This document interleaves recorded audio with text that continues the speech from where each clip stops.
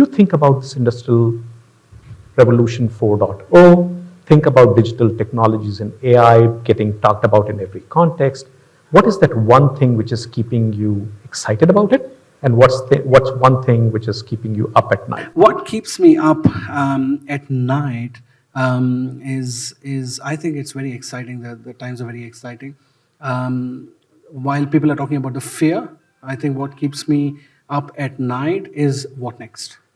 Okay. Where can we jump on and move ahead, and what more can we do? So that keeps me up, for example. And I'm excited about how we can leverage AI and the tools around that, for example, towards making an employee get excited about their own career, right? I think it's time that we stop having employees say that my career is in my manager's hands. No, it's in their own hands, and how some of these tools can leverage and really have them believe in that. AI tools now have the capability to put the career back in their hands. What I mean by that is if we give them a tool that has data and algorithms that will tell them where and how they need to, what courses they need to finish to move towards their aspiration. You know, in today's world, when there's so much competition and there's so much focus on bottom lines and, including revenues, I think it becomes so important for us to have sound, effective, and efficient tools that help us churn out stuff very quickly. Yep. And when you look at, definitely when you look at the opportunity it gives humans, you can get a lot done, and then you can review stuff, right? And you can apply. So the earlier panel was talking about how it's never going to take over a human being's brain, but it's going to help become a very, very able assistant for the human being. I think that's what's so exciting. I think the time for people to learn about new techniques and technology and get to the market and sell has to be shrunk, right? And I'll give you an example. When we moved from BS4 to BS6 technology, COVID hit us just around that time.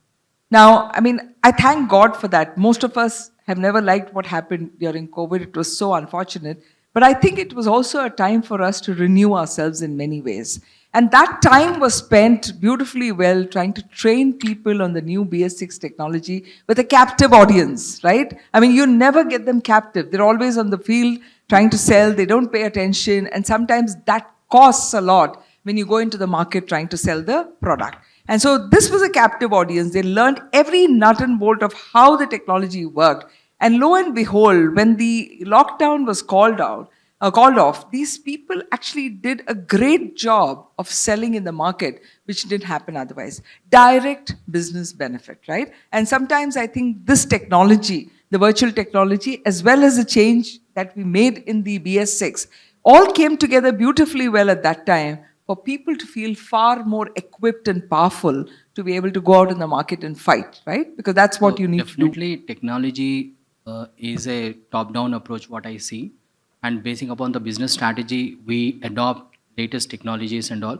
And communication technology plays a vital role, what we have seen. And in the pharma sector, yes, automation and digitalization is going on. And in the COVID times, the companies have generated profits, what we have seen in the earlier companies. So communication, I mean, everyday lives we are dealing with technology. Wi-Fi, if it is not there, we cannot live. So technology, we are living in the technology. Technology is advantage, and we have that resistance for change. We have to go for that. And yes, technology and is evolving. We need to have that adaptability. And though it has pros and cons, but technology plays a vital role, what I see.